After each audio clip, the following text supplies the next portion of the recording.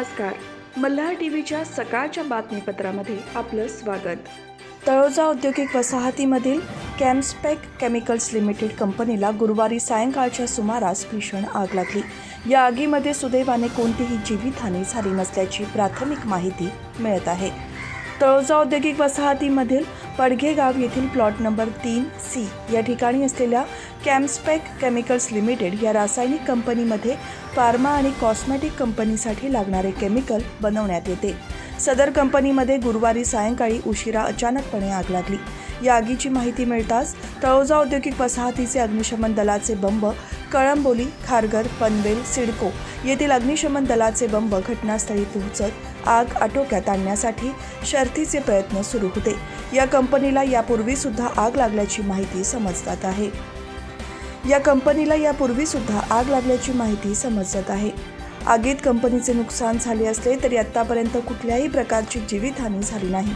घटनास्थळी तळोजा पोलीस ठाण्याचे अधिकारी तसेच कर्मचारी तैनात होते. ही आग आजूबाजूला पसरू नये यासाठी विशेष खबरदारी घेण्यात येत आहे.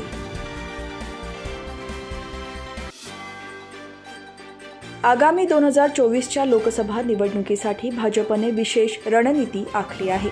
लोकसभा निवडणुकीमध्ये राज्यातील 45हून अधिक जागा जिंकण्याचा निर्धार भाजपने केला आहे. त्याअंतर्गत राज्याचे उपमुख्यमंत्री देवेंद्र फडणवीस राज्यभर मॅरेथॉन दौरे करणार आहेत. त्यांचा दौरा कार्यक्रम लवकरच तो जाहीर करण्यात येणार आहे. आगामी 2024च्या लोकसभा निवडणुकीसाठी भाजपने कंबर कसली आहे. उपमुख्यमंत्री देवेंद्र फडणवीस प्रचाराच्या मैदानात उतरणार असून ते फेब्रुवारीपासून दररोज 3 सभा घेणार आहेत. महायुतीच्या आमदार आणि खासदारांसोबत उपमुख्यमंत्री फडणवीस प्रचार करणार आहेत. केंद्रात पंतप्रधान नरेंद्र मोदी यांना तिसऱ्यांदा पंतप्रधान करण्यासाठी भाजपने कंबर कसली आहे. त्याचाच एक भाग म्हणून उत्तर प्रदेशनंतर मोठे राज्य असलेल्या महाराष्ट्रावर भाजपने लक्ष केंद्रित केले आहे. महाराष्ट्रात लोकसभेच्या 48 जागा आहेत. त्यापैकी महायुतीने 45 पेक्षा जास्त जागा जिंकण्याचा निर्धार केला आहे. त्याचाच एक भाग म्हणून भाजपने फेब्रुवारीपासून राज्याच्या प्रचाराला सुरुवात करण्याचे निश्चित केले आहे. राज्यातील भाजपचा चेहरा असलेले उपमुख्यमंत्री देवेंद्र फडणवीस या निमित्ताने राज्यभर दौरे करणार आहेत.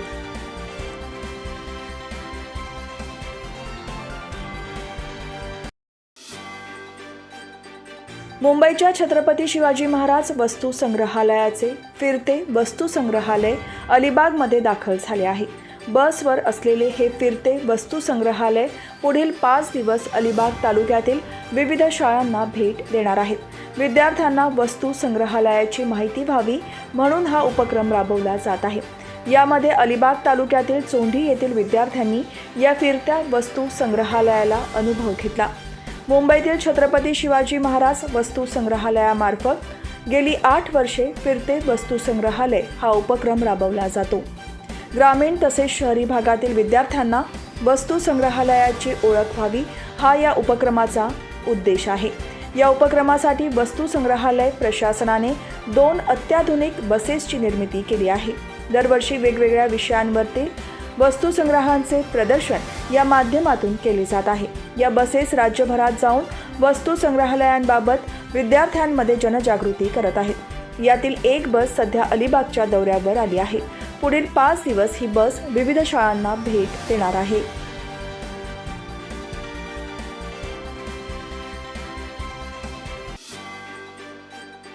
पाली, सुधागडसह रायगड जिल्ह्यातील कोणत्याही डोंगर माथ्यावर, माळ रानावर, रस्त्याच्या कडेला अथवा शहर आणि गावातही बारीक पांढरी फुलांनी भरलेली दाट हिरवी झुडपे पाहायला मिळत आहेत. रानमोडी म्हणून परिचित असलेली ही वनस्पती तिच्या नावाप्रमाणे रान मोडत आहे. झपाट्याने वाढणारी ही परदेशी वनस्पती पूर्णतः निरुपयोगी असून अन्य स्थानिक झाडे आणि गवताच्या वाढीसाठी अडथळा ठरत आहे. शिवाय जैवविविधतेला तिच्यामुळे धोका असल्याने वनविभाग, पर्यावरण प्रेमी आणि निसर्ग अभ्यासकांनी चिंता व्यक्त केली आहे. मागील 10 ते 15 वर्षात या रानमोडीने संपूर्ण रायगड जिल्ह्याचे बहुतांश क्षेत्र व्यापले आहे. तिचे परागकण आणि बारीक पाकळ्या मोठ्या प्रमाणावर हवेत पसरत असल्याने अनेकांना श्वसनाचा त्रास देखील होतो. पावसाळा संपल्यानंतर अनेक झुडपे, विविध प्रकारचे गवताची वाढ थांबते किंवा त्या मरण पावतात. परंतु रानमोडीची दाट हिरवाई कायम आहे. पांढऱ्या रंगाची बारीक फुले त्यावर उमललेली असल्याने ती सर्वांचे लक्ष वेधत आहे. अनेकांना हा निसर्गाचा चमत्कार वाटत असला तरी त्याचे दुष्परिणाम मोठे आहेत, ते अनेकांनाही माहीत नाही. पर्यावरण अभ्यासक प्रवीण कवळे, राम मुंढे, शंतनू कुवेसकर यांच्यासह अनेक निसर्ग अभ्यासकांनी त्याला दुजोरा दिला आहे.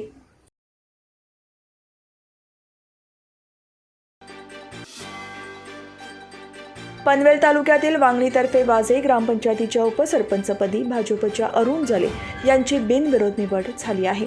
याबद्दल भाजपचे पनवेल तालुका उपाध्यक्ष संजय पाटील यांनी नवनिर्वाचित उपसरपंच अरुण जले यांचे पुष्पगुच्छ देऊन अभिनंदन केले. यावेळी रायगड जिल्हा परिषदेचे माजी सदस्य अमित जाधव, दुनरे विभागीय अध्यक्ष सुनील पाटील, वाझे सरपंच सुरेखा पवार, सदस्य संतोष शेळके, सुवर्णा पाटील, अक्षता म्हात्रे, संपदा पालव, लीलाबाई कातकरी, सरपंच राजेश, सरपंच अनंता, माजी सरपंच वाझे, माजी भोईर, माजी पाटील, मोह गुरुनाथ पाटील, वारदोलीचे धमाजी भोपी, मयूर घरत, गणेश पाटील, युवा कार्यकर्ता राजू घनसोलकर, विक्रांत घनसोलकर, शांताराम पाटील, विकास गाताडे, जगन गाताडे, अनिल गाताडे, नितीन जले, नितीन भोपी, प्रदीप पवार, गणपत गडकरी, ओमकार पाटील, कल्पेश पाटील, मनीष जले, धीरज जले, अजय जले, प्रकाश जले, केतन घरत उपस्थित होते.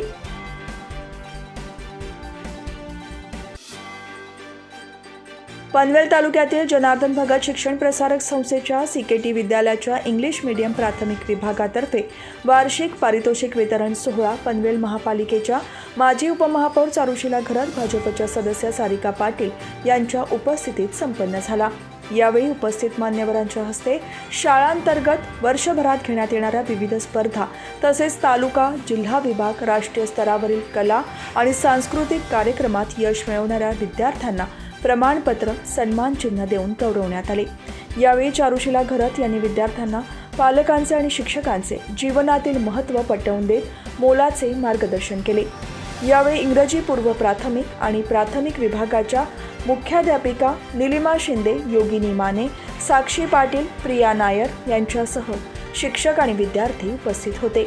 यावेळी दुर्वा भोसले, अक्षरा सूर्यवंशी, ईशानी वराळ, जागृवी कांगणे आणि जीविका कदम या विद्यार्थिनींनी नृत्य सादर केली. सदर कार्यक्रमासाठी पालक प्रतिनिधी अवनी म्हात्रे, श्रद्धा केणी तसेच इंग्रजी माध्यम माध्यमिक विभागाच्या पर्यवेक्षिका निर्जा अधुरी, इंग्रजी माध्यम पूर्व प्राथमिक विभागाच्या पर्यवेक्षिका वैशाली पारधी, इंग्रजी माध्यम पूर्व प्राथमिक आणि प्राथमिक विभागाच्या मुख्याध्यापिका निलिमा शिंदे उपस्थित होत्या.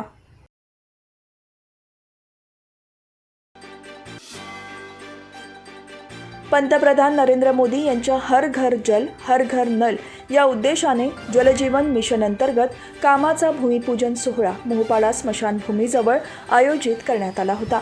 वासांबे ग्रामपंचायतीच्या सरपंच उमाताई मुंडे यांच्या प्रयत्नाने आणि आमदार महेश वाल्दी यांच्या पाठपुराव्याने जलजीवन योजनेचे भूमिपूजन ज्येष्ठ नागरिक आणि ग्रामसुधार मंडळाचे अध्यक्ष प.ग. पळणीटकर यांच्या पाठपुराव्याने जलजीवन योजनेचे भूमिपूजन ज्येष्ठ नागरिक आणि ग्रामसुधार मंडळाचे अध्यक्ष प.ग. पळणीटकर यांच्या हस्ते करण्यात आले. या जलजीवन योजनेअंतर्गत सरपंच उमाताई मुंढे यांनी वासांबे परिसरातील पाणी प्रश्नासाठी 2020 पासून प्रयत्न करत असून त्याला अखेर यश आले आहे. मोहपाडा ग्रामपंचायत हद्दीत 60,000पेक्षा जास्त लोकसंख्या असून येथील वाढती लोकसंख्या आणि शहरीकरण पाहता परिसरात पाण्याची कमतरता भासत आहे. याकरिता वासांबे विभागासाठी 22 कोटींचा निधी केंद्र सरकार आणि राज्य सरकार यांच्याकडून उपलब्ध झाला आहे. सध्या पाणी MIDC कडून घ्यावे लागत आहे, परंतु काही काळाने वासांबे ग्रामपंचायतीसाठी स्वतंत्र पाणी पुरवठा ग्रामस्थांसाठी उपलब्ध होणार आहे. याकरिता 88 गुंठे जागा वन विभागाने ग्रामपंचायतीला दिली असून नवीन पोसरी मोहपाड्यासाठी 10 लाख लिटर, दुर्गामाता गणेशनगर ते रीतसर यासाठी 16 लाख लिटर आणि तळेगाव पानशिलसाठी 1 लाख लिटर पाणी क्षमता असणाऱ्या अत्याधुनिक पाणी शुद्धीकरण प्लांट ग्रामपंचायतीतर्फे उपलब्ध होणार आहे. यामुळे रसायनीकरांची पाण्याची टंचाई दूर होणार आहे. प्रत्येक घरात नळ या पंतप्रधान नरेंद्र मोदी यांच्या योजनेचा लाभ नागरिकांना लवकरच मिळणार आहे. समुद्रकिनारी वसलेल्या तसेच नैसर्गिक देणगी लाभलेल्या उरण परिसरात पारा घसरलेला आहे. त्यामुळे पौष्टिक तसेच बॉयलरपेक्षा पचायला हलके आणि कित्येक पटीने चविष्ट अशा गावठी अंड्यांना उरण परिसरात मोठी मागणी आहे. पण ग्रामीण भागात कुक्कुटपालन कमी होत असल्याने त्याचा परिणाम अंड्यांच्या किमतीसह उत्पादनावर झाला आहे. उरण परिसरात ग्रामीण भागातील डोंगर रांगांमुळे कडाक्याची थंडी पडत आहे. या काळात शरीराला पौष्टिक अशा पदार्थांचे सेवन करण्याकडे अनेकांचा कल असतो. त्यामुळे या काळात गावठी कोंबड्यांच्या अंड्याला अधिक मागणी असते.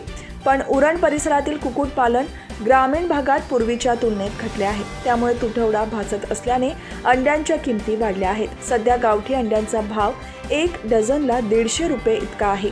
त्यामुळे चांगली मागणी असल्याने ज्या घरात कुक्कुटपालन होते अशा घरात दुकानदार चक्रा मारत आहेत. विशेष म्हणजे पूर्वी ग्रामीण भागात तसेच आदिवासी वाड्या वस्त्यांवर मोठ्या प्रमाणात गावठी कोंबड्या पाळल्या जात होत्या. त्यामुळे उरण परिसरातील नागरिकांना घरच्या घरी गावठी अंड्यांचा आस्वाद घेता येत होता. कालांतराने जुनी घरे पाडून नवीन घरे बांधण्यात आली. त्यामुळे कोंबड्या पाळणे दुरापास्त झाले. गावठी कोंबड्यांची संख्याही कमी झाली आहे. कर्जत शहराचे प्रवेशद्वार म्हणून कर्जत नगर परिषदेकडून विकसित करण्यात आलेल्या प्रवेशद्वाराचे लोकार्पण येत्या 7 जानेवारी रोजी होणार आहे. थोर निरूपणकार डॉक्टर नानासाहेब धर्माधिकारी प्रवेशद्वार कर्जत नगर परिषद असे नाव असलेली स्वागत कमान राज्य शासनाच्या निधीमधून बांधण्यात आली आहे. या स्वागत कमानीचे उद्घाटनावेळी राज्याचे मुख्यमंत्री एकनाथ शिंदे यांची प्रमुख उपस्थिती राहणार आहे. या सोहळ्याला निरूपणकार सचिन धर्माधिकारी यांची प्रमुख उपस्थिती राहणार असून कर्जतचे आमदार महेंद्र थोरवे यांनी रेवदंडा येथे जाऊन त्यांना निमंत्रण दिले. सचिनदादा धर्माधिकारी यांनी कर्जत येथे येण्याचे निमंत्रण स्वीकारले असल्याची माहिती शिवसेनेकडून देण्यात आली आहे. यावेळी कर्जत पंचायत समितीचे माजी उपसभापती मनोहर थोरवे, कर्जत नगर परिषदेचे नगरसेवक संकेत भासे तसेच प्रसाद थोरवे उपस्थित होते. कर्जत येथे 7 जानेवारी रोजी सचिनदादा धर्माधिकारी यांची उपस्थिती असणार आहे. मात्र कर्जत नाना मास्तर नगर परिसर श्री सदस्यांच्या गर्दीने ओसंडून गेलेला असेल असे सांगण्यात येत आहे.